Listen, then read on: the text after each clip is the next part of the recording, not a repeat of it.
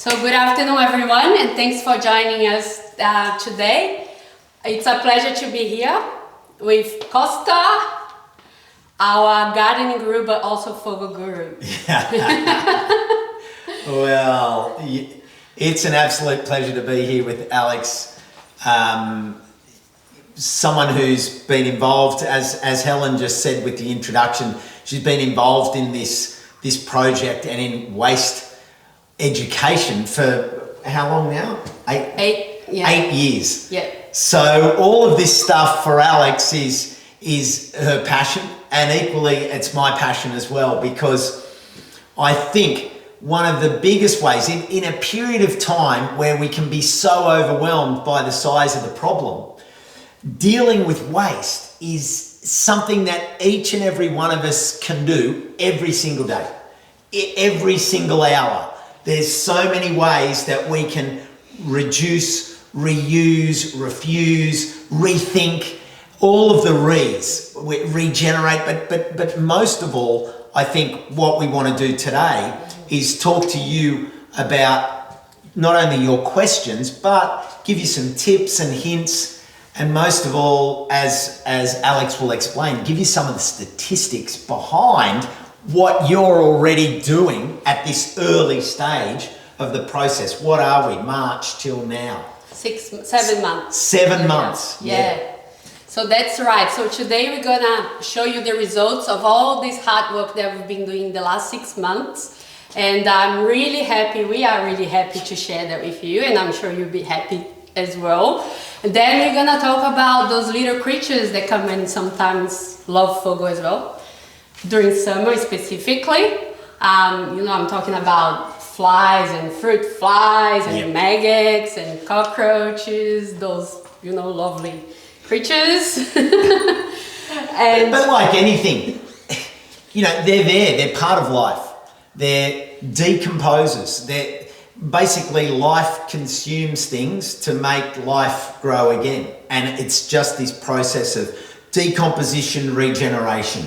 And if we get caught up in this world of fear and just carry these perceptions that we might have picked up in childhood or had passed on from our parents who might have been a bit paranoid about over cleanliness and anything creeping and crawling. I mean, we don't have life without all of these other insects. Insects are inherent in our success as healthy human beings. So it's kind of nice to be able to talk about this stuff, and I'm looking forward to not only your questions, but going through this with Alex and giving you that information that you need. Yeah, they're actually very lovely. I've been studying them for the last couple of months, and they're so interesting. Yeah. Why is it that we love butterflies but we don't like flies, Or moths even. I mean, moths are just the butterflies of the night, but because we don't see them, or we only hear them when they're tapping on the window at night because we've put lights on in their world. Yet moths are incredible predators. They eat other insects, but they're also predated on by a whole lot of other animals in the ecosystem. So I think the good part about understanding waste is you start to connect to soil. And if you connect to soil, then you connect to the earth. If you connect to the earth, you connect to what you eat. If you connect to what you eat, then you understand your health, but you also understand that your health is inherent on the planet's health. And the planet, I'm not only talking about the big planet, but the world around you. And the way you deal with the waste in your world, and when that can go to feed the soil and grow more plants and cool the ecosystem around your place, it has real value. And as these stats that Alex is going to share with us show, the actual money that council is saving in terms of like the cost of all this waste being diverted, it's unbelievable, because ultimately we're paying for it as citizens, because every time a truck goes to the tip, that goes on our bill as council, and it's amazing. I can't wait for you to hear some of these stats. Yeah. So after we look at the bugs, we're gonna talk about how to avoid them, because I still believe people prefer to avoid them, even though they're so great for the environment, So that's it for today. So should we start with the stats? That's Yeah. the result of your hard work. So here in the first slide, you see that in the last 6 months, we've saved 6,500 tons of green waste. We process that and turn it into compost. That's a lot. That means 90% increase in green waste collection. That means we almost doubled the amount of green waste that we were collecting before. Wow, and I mean, the thing you got to remember is a lot of that would have otherwise gone to landfill. So you're talking double the green waste, which means at least half of that is not going to landfill, but we'll get to those stats. Yeah, we'll get there. So the next one, to show you how much that will be, to put in perspective, the big merino in Goulburn weighs 97 tons. So in the last 6 months, we've saved approximately 68 big merino statues. 68 of them? 68 of them. Yeah, that's right. 6,000, yeah. Yeah, that's a lot. So rack them up down Anzac Parade, and think about that as you, or you know, imagine those along the beachfront on Arden Street. You know, that would sort of be a wonderful celebration if people were trying to get to the beach and they had to park, you know, right up the top near the hospital and walk down because there's these big merinos. I like that. I think we need to do that. I think we need to put them there. Yeah, I think we should say to do that people, too. look at what you've done. You know, Which this is great. your work. So the next slide shows the content of 1 truckload of FOGO. So this is basically the first step of the processing of FOGO. You can see there's 2 men there doing the removal of contamination. So every week we are saving 13 truckloads of garden and organics waste from going to landfill. And this is what the pile more or less will look like. So again, imagine this pile in Coogee or Maroubra or next to our houses, you know. 13 per week. 13 truckloads a week. And this is just in the first 6 months. As this process gets more refined, as you get more and more habitual, and as that habit becomes culture, as it's just, well, that's what we do in Randwick. That's what we do as a FOGO community. Then that 13 will only increase. Yeah. Which, you know, I mean, 13 trucks, that's a lot of trucks. Yeah, look at the size of the pile. It's quite impressive, I think. Imagine that every week in the last 6 months. Oh, yeah. It's a lot. So in terms of red bin content, we reduced the red bin by 26% in only 6 months. And it's true, because 40% of the red bin used to be food waste, food and garden waste. So there is still room for improvement, but this is huge. 30%. I mean, that's massive. And the kind of, because I've been doing FOGO with Penrith City Council, who've been doing it for a long while. I've been doing it with Bega. I've done it with Launceston, lots of different places. And the thing that happens is it's always hard to get people on board because you're saying, well, we're actually giving you a smaller bin, and we're going to halve the size of your bin. We're going to halve the size of the collection. But what the stats all show that is you'll then only need half of that. So do that mathematics. Half of a half pickup and half is full, even less. So suddenly you change this consciousness to then being able to separate all the other things and ask more questions about what's in the bin because there's not smell, and you're happy to look in there and say, well, that can go here, that can go there. Who's buying all these things in this? Let's change the way we do this. So it opens up some great opportunity. Yeah. 30%, that's well done. Seriously, well done, everyone. It's and as Alex says, that there's room to move. Yeah. There's room to move. So that means we reduced the landfill greenhouse gas emissions by 6,600 tons of CO2.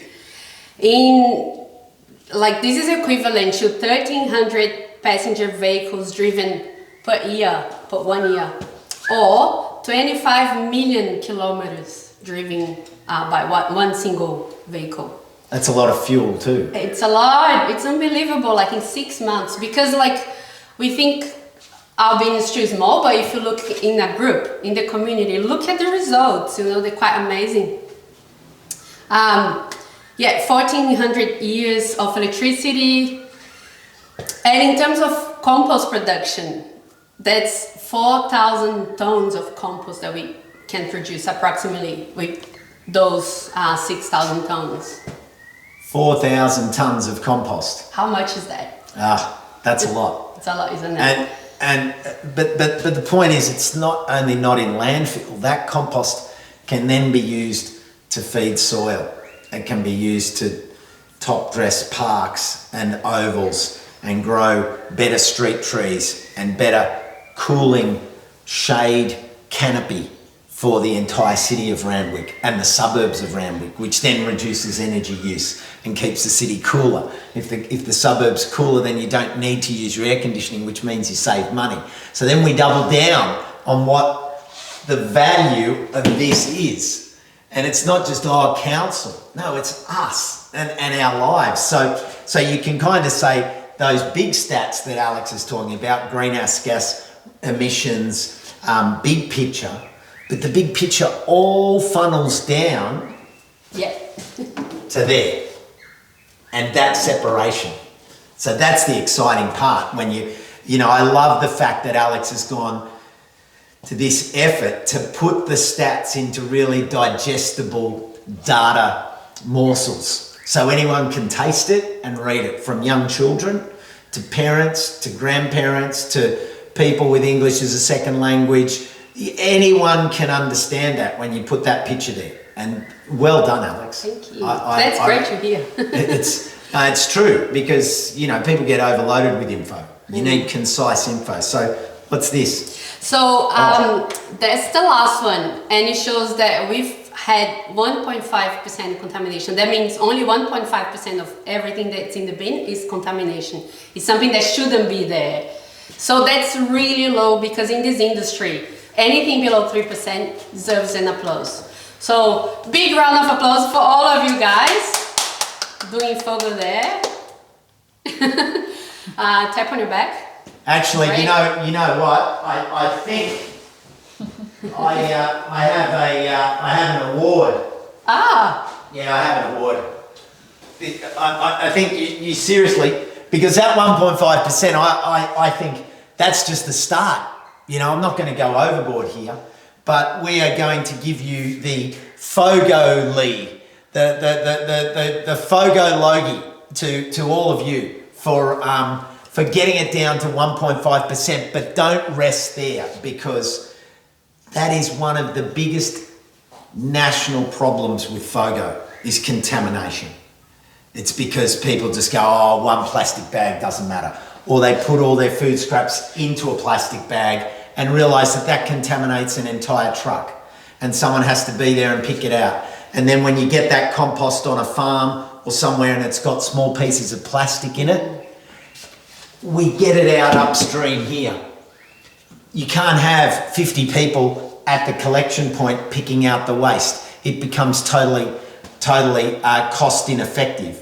We are the eyes and ears. Your children are the eyes on the compost. And when we can get the contamination rates down to zero, that's what we want. Yeah, because it comes back to us, right? Because the compost will be used in farms to produce more food. And then if there's plastic there, we don't want that. No, exactly. So that's great. I mean, it's great, but we can just incrementally be the keepers of the compost and make sure each week before it goes out, someone hasn't put the wrong thing in there. And it's a great job for the kids to be FOGO detectives and get out there with their FOGO goggles the night before and during the week, and just make sure that there's not something snuck in there, and check this bin, just check that all those things are okay. And that way, you know, the quality of that compost is first class, and people won't go, I don't really want to bring that I wouldn't want to bring that onto my farm if I'm going to have plastic blowing through. So well done. This is epic numbers. So we would like to know where you're coming from. We would like to hear a little bit from you as well. So we're gonna share some questions on the screen. Just choose your answer and then we can see where you're coming from, where you live, and if you FOGO, if you love FOGO, if you don't love FOGO, before we move on to the fun part, the bugs one. So let's have a look. Look at that. Just choose your answers. So we've got plenty of people coming in from Maroubra, we've got Malabar, Lup, Little Bay, Coogee, a few people from Coogee, Chifley, Kensington, and others. So if you're coming in from outside of Randwick, drop in the chat where you're coming from. Which town, which state. Maybe coming from another country. Yeah, let us know. Because look, these stats are nationally significant, and I think there is a push, both from a state point of view, but I think also federally, for FOGO to be implemented. And I mean, if bins are being collected, it should be that way. It shouldn't be an option. It should be just no one ever puts food into a landfill bin. Oh, did you hear the news? Tell me. The New South Wales government actually made FOGO mandatory for everyone, for households and some businesses. So that means that by 2030, all councils will have to implement FOGO, because the idea is to have food waste from going to landfill. So we just started. Like, this is the biggest, time in history of waste. It's so great to be part of this. Because we don't want to ever see food waste going to landfill, going to incineration, anything like that. Because food waste is minerals, it's soil structure, it's life. It's that organic content, that humus, that humility, that's why we're here, because of that living layer of the earth. So, those sorts of decisions, they're good to hear, because we've got to go top down, but we also do bottom up. And from the bottom up, that's here. And that's where we play our part to keep the pressure on the top to make sure that this keeps going. Yeah. So it's really good news, Alex. Yeah, so really exciting. And that's not to say that FOGO covers everyone, because you can still compost at home. There's still plenty of reasons why you can compost at home. But there's lots of home units, there's lots of tall tower buildings. They don't have space around the building. So that's our next question, actually. Let's see where people are coming from houses or block of units. So what have we got? We've got a lot of houses. So we've got 67% houses, 30% blocks of units, and 4% others. So that's great. Thanks for filling out this info, because it's really nice to just know who's coming in and joining in, because at the end of the day, you are the advocates of this, because your family and your friends come to your place and see that. If they're helping you clean up and you say, oh no, put it in there, then because they say, what's that? It changes the whole narrative, because you can say, well, since you asked. As opposed to me saying, oh, Alex, you've got to do this, you've got to do that. Did you know? And you're just going, yeah. Actually, I've got to go. And off you go. So remember that you are really a big part of this, because you're not only part of the FOGO, but you're part of breeding and incubating FOGO into your family and community network. That's right. All the FOGO champions there. All right, the next question is, do you FOGO? Let's see how many people are actually FOGOing. Wow. 95%. 94% are FOGOing. That's great. So we have lots of FOGO people here, which tells me that the next stage of our chat here is going to be really good, because this is what we want. We want to hear your thoughts. We want to hear where your successes are, where your frustrations are, what's working, what's not working.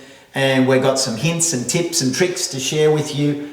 And with 95% of you fired up for it, we're ready. All right, so should we go to the next question? Let's have a look. Mm-hmm. What is it that you love about FOGO? Oh, first, How would you rate FOGO? So the first one...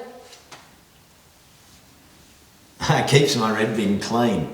Oh, that's why it should be like why you love FOGO, yeah. Yeah. What are the reasons why you use FOGO? Oh, here we go. Oh, thanks everyone. I love it. It just means we're not just talking to a camera in a room. Like, there's some massive responses. We've got questions. We've got questions. Questions in the chat. Okay, let's here have we a go. look. Okay. Where is a compost house? Well, it goes out to a facility where it gets put into big windrows and it gets broken down, and then from there it gets sent out and either put into mixed compost in bags. It goes out to farms. It goes out to other people that need compost. So it's value added and it goes out as a valuable resource. So what we're doing is changing. And as Alex, as you said, you work in resource recovery. Food scraps are a resource, they're not waste. All right, so let's have a look at another question. But if we don't answer to any question, to your question now, we'll have a Q&A at the end. So we'll try to answer all your questions. If we don't get to them, you can always write to us as well. So the other question... Small fruit flies. The small fruit. Yeah, we're going to get to that. Who's that? Tomlinson family. Hello, Tomlinson family. Thanks for joining us. Right on dinner time. But hey, yeah, we're going to cover off on all that, so don't worry. All right, what about that one? Not sure where I heard this, but are citrus, etc. bad for compost? Look, in FOGO, put it all in there, because industrial composting techniques generate a lot of heat and they can break it all down. If you had a small compost bin and you were juicing oranges every single day for 6 people, basically what you're doing is overloading it. So like anything, it's about balance. So you can have citrus. I have citrus in my compost bins and my worm farms, but within reason, not too much. All right, so the next question we have for you is there anything that you don't like about FOGO? If you're not write in the chat box. Anything you don't like about FOGO? Yeah, that's good. If there is any. So industrial, I just saw a question there. What's industrial composting? Industrial composting is where all of the food waste comes in and the green waste. It gets checked for any contamination. Then it gets turned and put into these massive long windrows. And then that gets turned with water added to it, and it gets turned regularly, which generates a lot of heat, which helps break it down. And you can see, actually, if you look up, we did a story on it on Gardening Australia. If you look up FOGO on the Gardening Australia website, you'll see the story that I did, or I can send Alex the link and she can share it on the page, and you can actually go and see. And I think it's good. It's good to know where that goes so that you can understand the process, because then you'll become a better advocate for it. So see, the main reason why, or the only few things that people don't like about FOGO is because it attracts bugs. So this is the fun. Alex, how are you? Yeah, right. We're here in Bug Central. Look at all these bugs, you know. So everybody, put your bug goggles on, because we're going in and we're going to learn about some of these bugs that you know, and we're going to break down some myths and give you some solutions. I just want to make it clear that I'm not a big fan of them, but I am in a way. But of course, it makes my skin crawl and all that. But once you learn a little bit about them, they're exciting, and you realise that they can't hurt you. No, they can't. You know, they can't hurt you, and that's the first question everyone has. Yeah. Are they harmful to us? You think? They just look, because when I talk to children about it, it's really interesting. Because if I talk to people about maggots, like people associate maggots with dead things, dead animals, dead bodies, dead. And there's maggots crawling out of the eyeballs and, out of the nostrils and out the ears. And, it's all like, we've got this idea. Whereas if I say black soldier fly larvae, people are like, oh, this is interesting. I'll put my lab coat on and let's talk science. They like this. So there you go. So when I talk to kids, they want to hear about the maggots and they want to hear what they do. Whereas when I talk to adults, I talk about black soldier fly larvae, which is a lot more, less intimidating. It's only language. Oh, do you want to have a closer look? We come up. Yeah. Oh, there we go. So can we start with the flies? Let's talk about flies first. Because you know, they're so insistent, and they come summertime. They don't come during wintertime. And when they come, they don't go away. You know, they come into our eyes and mouth, and no matter how much you wave, you know, how much you yell at them, or even how many flies you swallow, you know. Why? So why did they come during summertime? And why are they so insistent? Do you know? Well, one thing that I do want to say is, I'll answer your question. Well, it's temperature, it's heat, because that's when they breed, and they breed because of humidity and warmth. You don't get them in the winter because they don't lay their eggs and they can't hatch. So think about it in that sense. There's a period of the year where you need to be a little more vigilant around your bins. Not only the bins on your bench top, but also but also this bin. Because when you bring your kitchen tidy out, don't throw at the end of the day, you're just tipping it in. So a simple hint to start with is don't leave the lid open, inviting all the flies to make it. The lids are perfectly sealed and they will prevent the flies getting in. But if you open it up and then grab your phone and do a text message and then finally put the stuff in, a couple of flies have got in there. You only need a few flies. Once they get in, they lay their eggs and then the cycle begins. So where do the maggots come from? Because, okay, the flies lay their eggs, but the maggots? Yeah, well, so the maggots are the larvae. They're the early stage. They're the early stage of the baby. Look at this. Here's one we prepared earlier. Pretty yummy.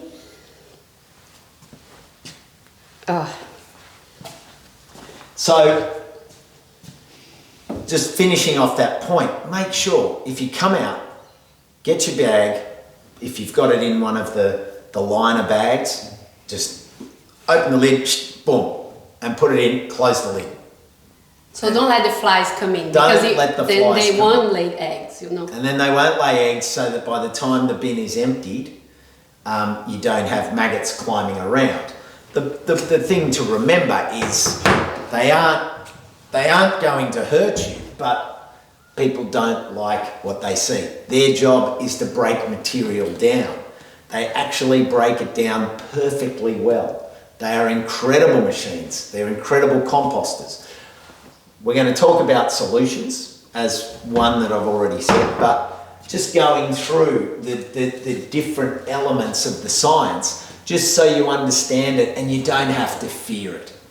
And it's critical that you don't fear it. Now let's talk about the fruit flies, the ones that come into the kitchen.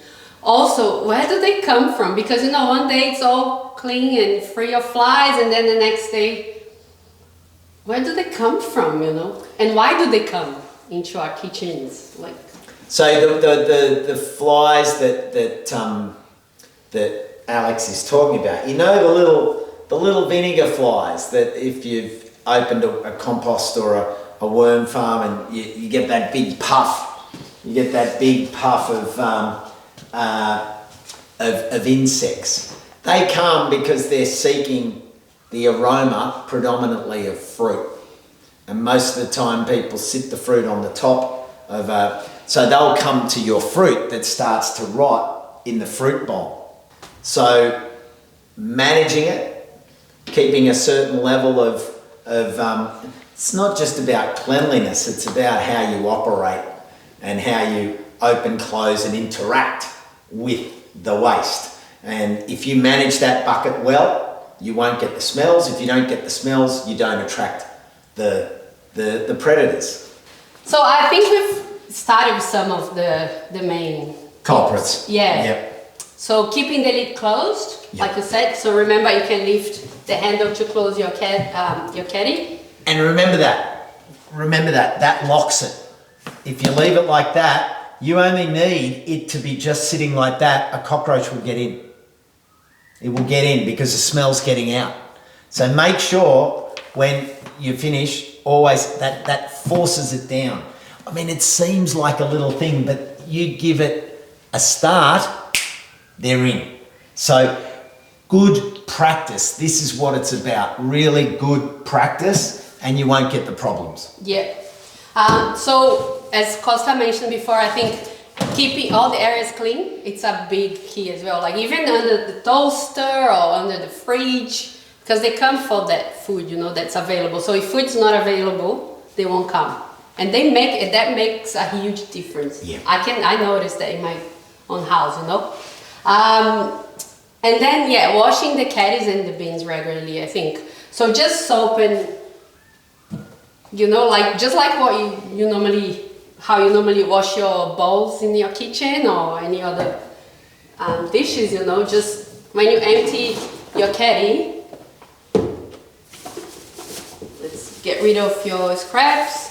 Make sure you tie the bags, so it makes it harder for the bugs to smell the food scraps. And then, yeah, just hot water and soap, just like you normally do with your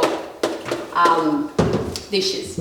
Make sure there's not any eggs left anywhere around the caddy, because that's why they come by surprise. Yeah, you'll see the little vinegar fly, the little eggs, they stick on the top, and just with a scourer, just make sure you go through. Hot water can complete the job, and then it's done. The other thing is, if you don't have any bags, you can line the inside with paper. It's really simple. And when you do line it with paper, what that means is that no goop, nothing is going to stick to the actual caddy. And then when you, but remember, if you do line it like that, put that inside so that the lid will close. And there you go. And the other thing that the paper will do is it will absorb the liquid. And that way you won't have this festering marinade that starts to build up aroma. And if you have, I mean, you know, all the takeout bags that come with food that people get home delivered. Takeaway food, these things, containers. they can be ripped up and thrown in there as well, so that they absorb liquid from the breaking down material, and you won't get the smell. And flies, they like a lot meat and dairy, right? So if you have any meat or bones, what I would suggest is that you wrap in paper. So, you know, just a quick wrap will do. And that goes in the bin. What's even better if it's you freeze your food scraps, if you've got, especially if you've got meat in there. So just, you can put this directly in the freezer, like that, or you can use container like this and easy. Keep your scraps in there. Because the other thing, if you did end up with a whole lot of vinegar flies and you have got room in the fridge, put the caddy in the fridge. That'll wipe them out. Yeah, and for the bin itself, if you have, you know, a pizza box, any cardboard box or paper, that sort of paper, newspaper, put on top. Because it hides the food, you know? Yep. It helps a lot too. And this sort of stuff that is contaminated is not good for the recycled paper because it's got oils through it and so on. It's best in there, but it's actually value adding. And you know, even if you rip that up and put the pieces in and just layer it as you go, put it over the top of your food in the caddy, it doesn't matter. What it does is get that balance in there, so it's not just a decomposing green glug. Okay, so these are little things that you'll find bring you a much better result. And then when you need to wash your beans, when you're gonna rinse the beans, that's gonna be easier too, because the food won't be stuck in the bottom, you know. So yeah, we recommend rinsing your bean every week. That's how we do it in my building, and we don't have maggots there. So it's a matter of rinsing pretty much the bean every week. If you wanna do it like more carefully, you can even use a broom maybe, you know, to get rid of the flies and maggots, or like any scraps. And a hose maybe, you know, that's an easy way to do it.